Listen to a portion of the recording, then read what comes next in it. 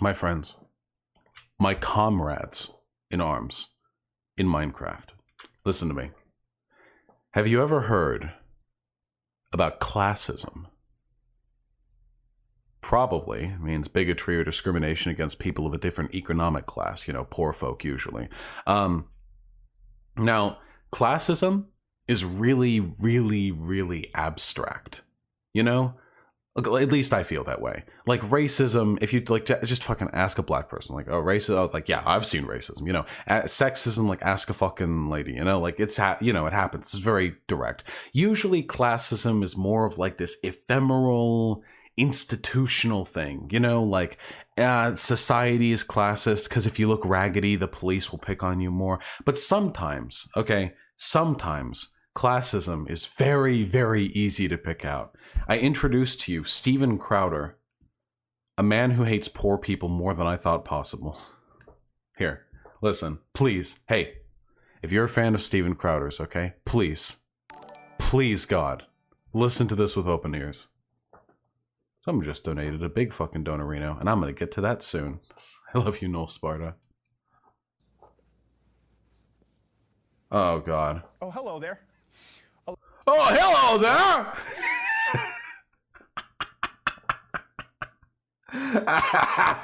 Allow me to express an unpopular opinion for a moment, if I may. Labor Day, as a national holiday, is a scam, and I hate it. No, I'm not going to try and steal your get-out-of-work-free day. Hey, listen, really quickly, okay? If anyone can find, at any point in this video, if anyone sees the nip, okay, I want you to call it out. All right? This is, by the way, this is already really fucking weird. You can rest easy enjoying your barbecue and beer while your boss ultimately picks... Well, I'm sorry, hold up. We already gotta fucking take a step back, okay? I'm already blown away by the fucking robe. And the fucking LARP pipe. Allow me to express... Actually, can we just appreciate the aesthetic? So he's got... The sign in the back says, I love fighting for what I believe in. I love having something doing it. Andrew somebody. And then he's got a bunch of liquor, and he's got a handgun, and he's got a rifle, and he's sitting there in a chair in a glossy bathrobe with one of his mugs that you can only get for his $99 a year subscription, and a pipe. And there's an American flag on the left, what looks like more liquor on a table next to the chair, and I think that's a fake fire roaring behind him. Jesus Christ, this is embarrassing. Okay. It's an unpopular opinion for a moment, if I may. Labor Day, as a national holiday, is a scam, and I hate it. There is no such thing as a holiday being a scam, but... No, I'm not going to try and steal your get-out-of-work-free day. You can rest easy enjoying your barbecue and beer while your boss ultimately picks up the slack to keep your pay stubs coming in, all because some arbitrary holiday was marketed to celebrate the working class, and you now feel entitled to it. All right. I want you to imagine being in the mind space of Steven Crowder in an era where people are working more and more hours, where we're having to work more to support ourselves, when wages relative to our productivity are plummeting, and bosses are making more and more and more every single year. The audacity to sit in your studio funded to you by your daddy fucking big money conservative, like dark money welfare kings, in a gossamer robe with a pipe, talking about how the lower class feels entitled to a day off and that the boss will keep working through it. I'm sorry.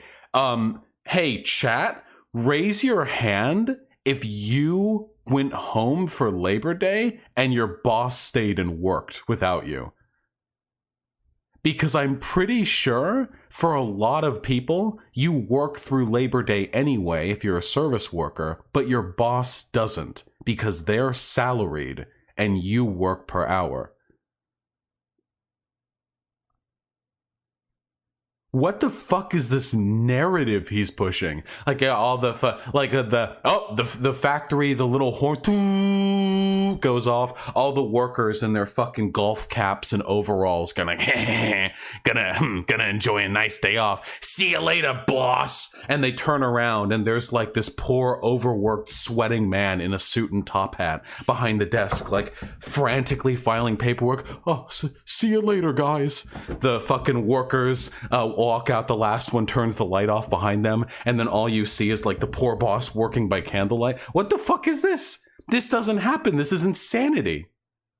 What is it? Oh god. Oh jeez. Oh, like what? This is the narrative that Steven Crowder. Listen, guys, this is what classism looks like: to instill a hatred of the poor, that they are lazy and entitled, but to instill sympathy for the boss. Even though all evidence points to bosses working less hard and getting far more unearned pay than their workers to do anything. Hey, and you know why? Because it's bosses that pay Crowder. You know, he may be in charge of his own show to an extent, but you know who writes the checks. You think he makes all of his money from subscriptions? It's a poor excuse for picking a man's pocket every first Monday of September. Picking a man's pocket?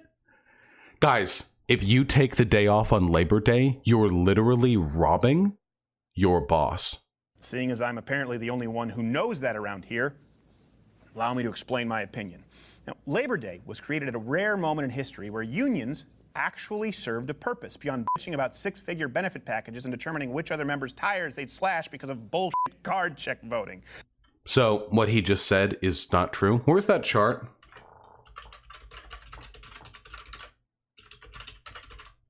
Where's that chart? Oh, yeah.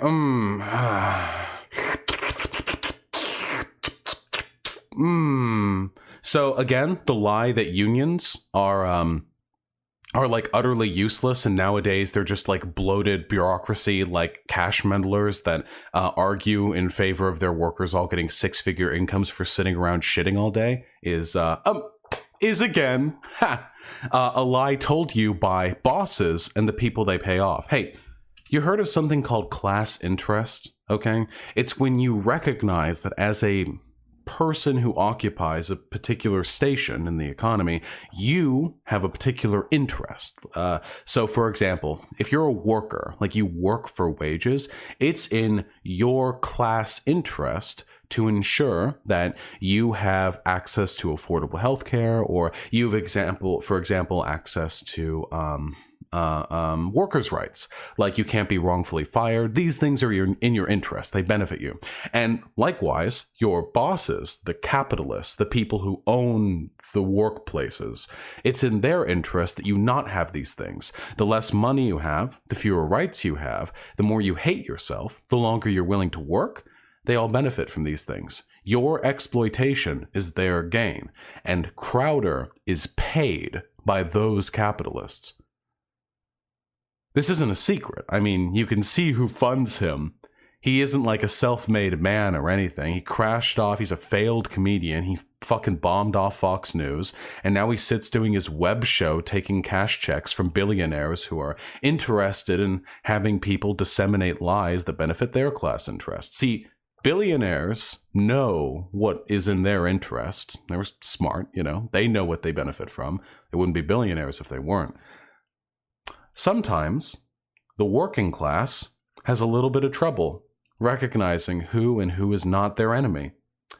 Do you want to take a hot guess who your enemy might be? The wealthy welfare king sitting in a robe smoking a pipe telling you how lazy you are for not working on a holiday, adulating the charitability of your boss for working on that day when he most certainly did not if you exist in the real world? Do you know who your class enemy might be? 3 guesses. See, that's because the Industrial Revolution, unlike the Agricultural Revolution, which preceded it, resulted in an economy with a select few people at the top, and then a manual labor class in the factories who were working very long. The Agricultural Revolution literally led to feudalism, with lords over serfs. What the fuck is he talking about? Long hours just to squeak out a living, sometimes 12 hours a day, 7 days a week. Now, notice that was an actual moment in history, unlike the fabricated one today from entitled leftist socialists who bitch that the American dream is more out of reach than ever because they might have to work a double shift at their retail job to pay off their gender studies degree that they think the taxpayer should ultimately subsidize. Again, the contempt for the working class. Notice how he's saying right now that all concerns that workers are getting shafted by their bosses can ultimately be dismissed as the complaints of entitled college students who are trying to pay off their useless liberal arts degree. Hey, guys, if you're watching this, statistically speaking, you're not one of those people. Statistically speaking, you're a worker. Haven't things been getting worse? I mean, they have been, like, factually, because we have data. We don't lie, like Crowder, you know. You can lie with data, but the data in this case, it don't lie. Things are getting worse. The American dream is harder to achieve than it has been in the past. The middle class is shrinking. Debt is rising, both student, mortgage debt, all kinds of debt. Listen, we got lots of flavors of debt in this country. Things are getting worse. Why is Crowder so interested in telling you otherwise? That's just kind of weird, don't you think? I thought the conservatives were supposed to be champions of the common man, you know? They claim to be the party of Lincoln, after all.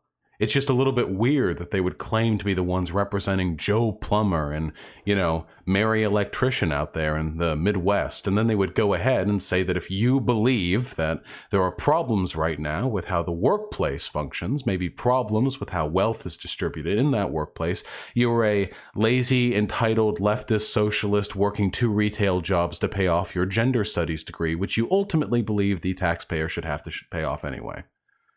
That's just a little bit weird, right? Also, notice that I said manual laborers and not working class. Because the idea that someone who owns that factory, or today someone who owns a business or happens to be an independent contractor, is not working is absurd, insulting, and ironically, anti-intellectual. Think about it. The only difference between a lawyer, a doctor, an investor, or independent business owner, and the working class, as is the current nomenclature, lawyers, doctors, these people are working class. I don't know what bastardized, like, handbook he's taken from here. I assume that, as is often the case, he is making up his own definitions. I know he's pretty fond of doing that. Here is the nomenclature as used by lefties. I'm a lefty, for example. If you make your money by providing a service or producing a widget of some kind, if you build, if you do something, if you work, if that's how you make your money, you're a worker. And if you make your money by owning something, if you make your money from the proceeds or revenue that is provided to you by people who work under you, that is to say, if you own a business and it's through their labor that you make money, that makes you an owner, not a worker. Of course, you still work if you're a business owner. That does not necessarily mean you are a worker, as the term is commonly used. This is ridiculous. This would be saying, like, actually everyone is a doctor as long as they have taken CPR, because what a doctor does is heal people, and CPR helps you heal people, so therefore it is ridiculous and anti-intellectual to say that there is not a little bit of a doctor in each of us. It's a misuse of the term, in this case probably a deliberate one, because he is lying to you to sell a particular agenda to benefit a particular group of people. That the former simply work with their minds instead of their bodies. Does that mean that their work is any less valuable? No. I thought the left had the corner on intelligentsia. Literally no one has said that these people aren't workers. Or does that only apply to modern humanities majors who posit theories and philosophies that needn't yield results in the real world? But hey, that just mirrors Marxism to a T, after all. It's just more strawman. He's arguing against a definition no one has ever used and does not exist. What gives the working class or proletariats the rights to have the government violently seize businesses and means of production from others outside of the fact that the very cerebral work required to create it in the first place is simply not valued in a communist society? I have no idea what he's talking about here. Guys, I'm going to be honest with you. I'm lost. I have legitimately no idea what it feels like he feels like he's positing some cohesive argument against the concept of socialism, but he's thrown together so many terms. Like, I legitimately don't understand what point he's trying to make. I can tell you what point he's trying to make. It's not an argument, but it is, I think a feeling he's trying to evoke in the audience. The feeling that he's trying to evoke in the audience is that anyone who believes there is something wrong with the way the economy functions today, anyone who believes it's wrong that a person can work 40 hours a week and still not be able to pay for their family's, needs, anyone who thinks it's wrong that your wages relative to productivity are plummeting while owners' wages relative to productivity are skyrocketing, anyone who thinks it's wrong that the gig economy means there is a growing number of people who can't even rely on steady work to keep themselves alive, all of these people are just lazy, ephemeral socialists who want the government to take over all industry and fix everything. And what Steven Crowder has forgotten, or at least what he's been paid to forget, is that there are hundreds of millions of people in this country whose lives are affected and made worse by the existence of a growing inequality. How you choose to address that inequality is, well, many theories abound, but that's a problem that exists. There's one group of people, exactly one, who benefits from the working class believing that there is not a problem in this regard. And those are the same groups of people who cut Crowder a check. While we're speaking of value, let's go back to the value of time. Again, today most Americans are horrified to learn that in the time of the Industrial Revolution, many people were working 12-hour days without breaks. Because in the age of today, the average 34-hour work week, who would ever consider... So, I actually saw this earlier because I saw somebody screen cap this. This is a wild misuse of statistics. So, the average work week for all employees includes part-time workers, students, and underage people. And it's 34 hours a week. And this is, by the way, for private non-farm payrolls. In manufacturing, the average work week is 40.4 hours. The average work week of private sector production and non-supervisory employees is 33.5. This includes, again, part-time work, retail work, and hey, you know what else is interesting? This includes all part-time work, even if you work multiple part-time jobs. So if you work 2 jobs that each have you work 20 hours a week, that counts as 2 jobs that are throwing you 20 hours a week, not as 40 hours a week as a work week. And in our current economy, there is a growing number of people, millions of people, who no longer work a single 40-hour-a-week job, but instead have to work 2 or 3 part-time jobs. Steven Crowder acknowledged the existence of these people rather scornfully just a few minutes ago. So if you're working 3 part-time jobs, 23.5 hours, just so they don't have to give you those benefits, well, this study would count that as being 3 just below 24-hour work weeks, rather than what it actually is, which is a grueling 72-hour work week that a lot of people live with. That's life for a lot of people.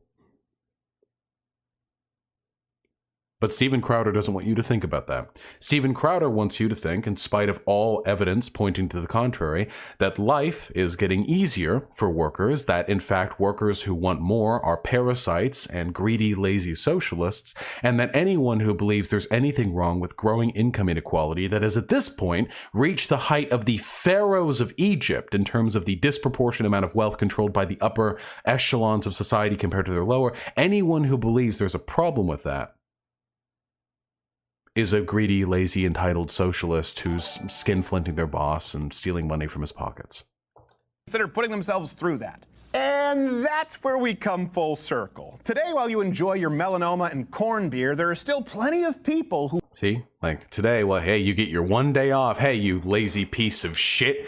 You lazy motherfucker. You here in America, in the country, the only developed country on earth that has so few paid vacations, the only developed country on earth that doesn't enjoy the same level of maternity and paternity leave that you would get anywhere else. You in this country, we are made fun of internationally for driving our workers to the bone.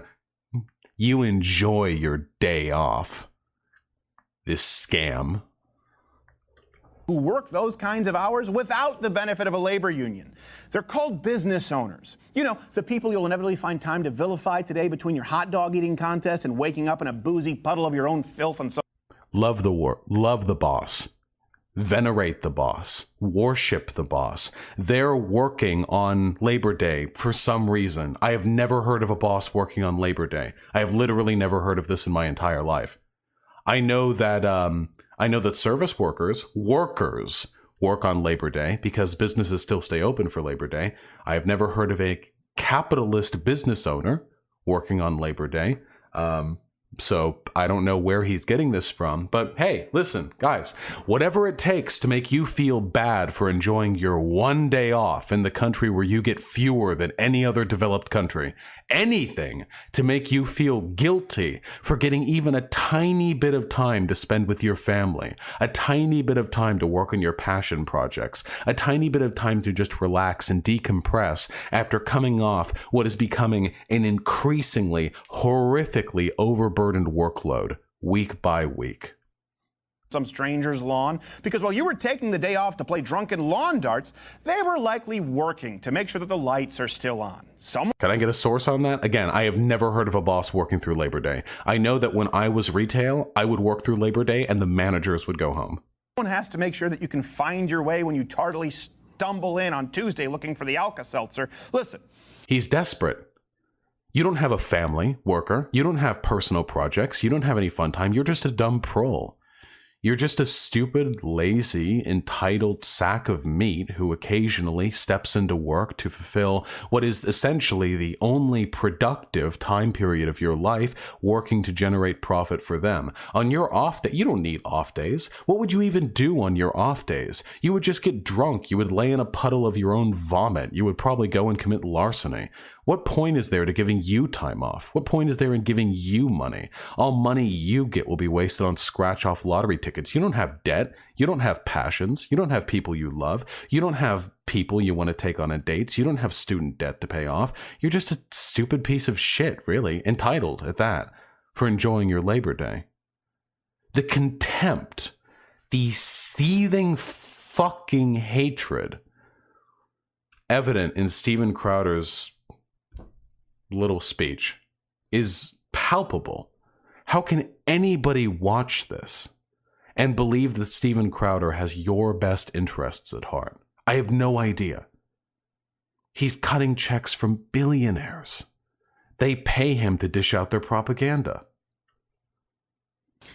Enjoy your silly day off and have fun. My only point here is that Labor Day just highlights the gross mass generalizations that come from the left in the 21st century. Even though they accuse the right of being racist at every opportunity possible, it is they who exclusively separate and view people through the prism of sex, race, age, and what the fuck does this have to do with Labor Day? Yes, socioeconomic status.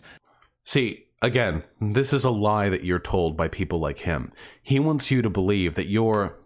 So even though he's just spent this entire video saying that your boss works hard hours while you steal from his pocket on your silly, drunken Labor Day, he'll then go on to say, well, actually, separating people by socioeconomic status is dumb, and actually that's what makes you racist. Do you know why he wants to do that?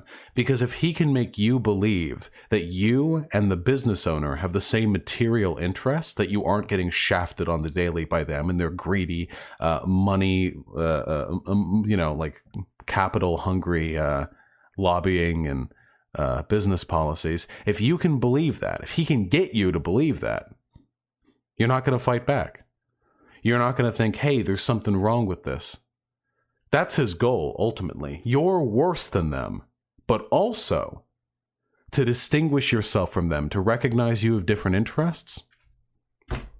that's just some stupid lefty socialist lie. Just like when they say that there's inequality between black and white people. Just like they say there's when men and women there are problems with how women are treated. That's just another way in which they separate you. They don't want you thinking about inequality in society, because if you follow that line of inequality, it all leads right back up to them. To a media personality who is followed and loved by millions of people, regurgitating right-wing lies at you at the behest of billionaires. This classism is just another way to divide and... Classism. What did he just say right there? Didn't he just say the left are losers for separating people based on their class status? And then he accuses the left of classism for doing so, which would itself require a recognition of discrimination by class. Yes, socioeconomic status. This classism is just another way to divide and conquer, turn brother against brother, and to make you think that you're somehow owed something that only Big Brother can provide. So enjoy your Labor Day, and enjoy your weekends off and 8-hour work days for that matter. And yes, like you'll see in all the social... So, I mean, I don't know what else to say. He literally said that separating people and saying people have different interests and different problems based on socioeconomic status is like some stupid socialist lefty thing. And then he went ahead and did it himself by accusing you of being classist for having a problem with your boss. Do you think that's a little weird? Do you think it's weird that a champion of the common man would say that, hey, saying that workers have a problem, even after I've just spent an entire fucking video accusing workers of being lazy skinflints who are going to spend their silly day off drinking themselves into a stupor and laying in a puddle of their own vomit? Hey, deriding them for that? That's fine. That's whatever. They're workers. Who cares? But saying there might be something wrong with society, wrong with growing income inequality, that's classism. Against the bosses. Against the people who write Steven Crowder paychecks. Media trends today, you can in part thank a union for those luxuries. Just know that they're afforded to you because of someone who enjoys none of them. Someone who doesn't have a standard weekend and has likely gone years of working tireless hours and borrowing money just to make payroll. So, okay, for your time... So what Steven Crowder just said is, oh yeah, I guess actually it was leftism and socialism that got you Labor Day, whatever, okay. But thank your boss, who has worked tirelessly for years to take care of your dumbass. I would love to see some kind of source on that, like any indication whatsoever that bosses like work tirelessly through the night, because all available economic evidence shows, believe it or not, that workers, that poorer people, have more economic trouble and have harder workplaces than bosses or wealthy people. This is extraordinary news, I know, that multimillionaires, people who own transnational corporations, might actually have an easier time than you, that there might actually be some benefit to being insanely wealthy. That's insane, I know, but it seems to be the case. This narrative Crowder is pushing, it's designed to get you to hate yourself. And for a lot of people, it works. Have you ever heard the temporary embarrassed millionaire? That's a classic American trope. That the poor suffer problems in this country, but the poor are unwilling to recognize that because they view themselves not as an oppressed minority, but rather as temporarily embarrassed millionaires. Just somebody who could have been wealthy, but they fucked up somewhere. So they weren't able to achieve their destiny of being like Crowder, or like one of the people who pays him. By the way, what Crowder said right there about, oh, I suppose that the Labor Day can be owed in part to unions, that's actually not true. It's not just unions, and it's not just in part. It's actually due to socialists. In case you're interested, you can look up the history. The 8-hour work week, the fact that children aren't expected to work, OSHA, workplace safety laws, labor laws, worker rights, the weekend, all products of socialists. Do you think those early union workers were just like you guys? Like just like conservatives just trying to get it? No. They were like me. They were socialists. All of them. Everything you enjoy in the workplace. And if it weren't for people like us, if it were for people like Crowder, these things would disappear. Like they already are. Most people don't get weekends off anymore. Worker rights have been eroded in many states. People certainly don't work 8-hour workdays anymore. Many people work longer than 40-hour workdays. They're already being eroded. Union membership is down. Worker wages are down. Interesting. We've fought all of these battles before, you know. Everything that Steven Crowder is arguing blithely against, everything he's being paid to tell you, we fought these battles. And we didn't win.